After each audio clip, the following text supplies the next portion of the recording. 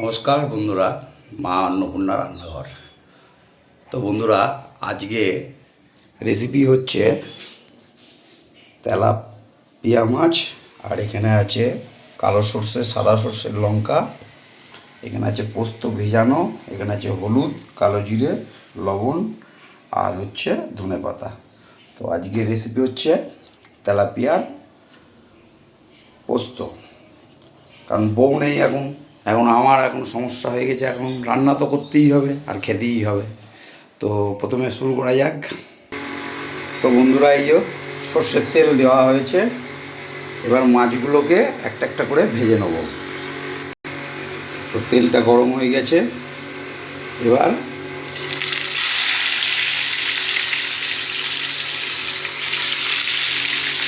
একটা একটা করে মাছগুলোকে ভেজে নিতে হবে। তো বন্ধুরা, মাছ ভাজা হয়ে গেছে, এবার দেবো হচ্ছে একটু কালো জিরে, তার সাথে পোস্ত আর সর্ষে এটা দিয়ে দেবো, দিয়ে একটু হালকা হলুদ দেবো।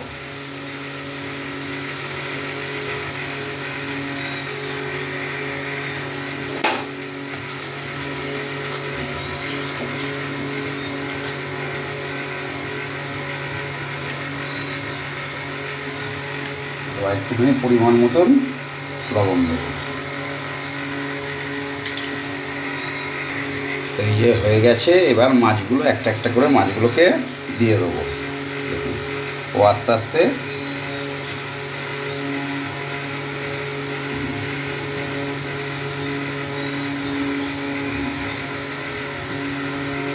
মাছগুলোকে দিয়ে একটু এপিট ওপিট করে দিয়ে তারপর ঢাকা দিয়ে দেবো। তো বন্ধুরা দেখুন, মাছগুলো কি সুন্দর ঝোলের সাথে মিশে গেছে। এবার দেবো একটু ধনেপাতা,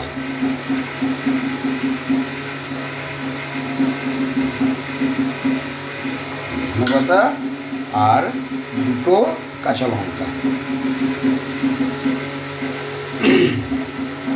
এবার একটু সর্ষের তেল।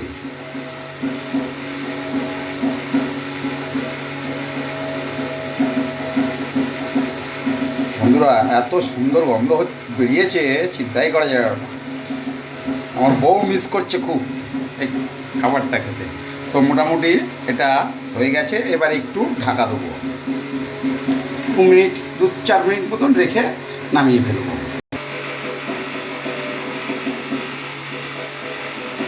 তো বন্ধুরা, আমার রান্না কমপ্লিট।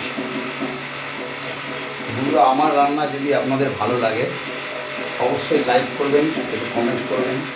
আর আমার একটা ইউটিউব চ্যানেল আছে, ইউটিউব চ্যানেলটার নাম হচ্ছে প্রদীপ হালদার, প্রদীপ হালদার 2।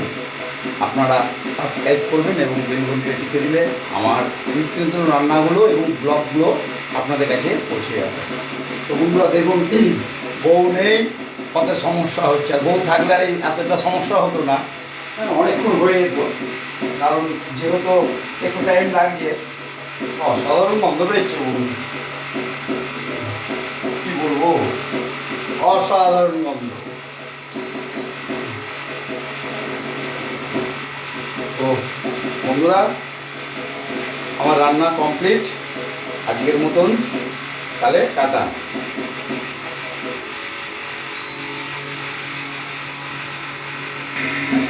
তো এই যে বন্ধুরা,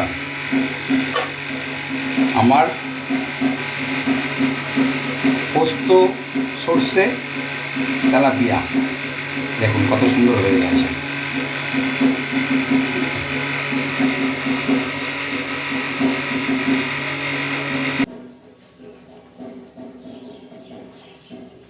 তো এই যে বন্ধুরা, রান্না তো হয়ে গেছে, এবার তো এগুলো বুঝতে হবে এবং রান্না করে খেলে কত কষ্ট সেটা বোঝা যায়। বউ থাকলে তো করে দেয় হাতের ঘোড়ায় গরম গরম খাবার, আর নিজে করতে হচ্ছে, এই যে জীবন বেরিয়ে যাচ্ছে নিজের। বন্ধুরা, তাই বউকে ভালোবাসো, বউর সাথে একটু হেল্প করুন। মোটামুটি হয়ে গেছে। এবার খাওয়া দাওয়া করবো, না হলে আঠা হয়ে যাবে, তেল ছিটকে পুরো এটা আটা হয়ে যাবে। তো আজকের মতন তাহলে কমপ্লিট।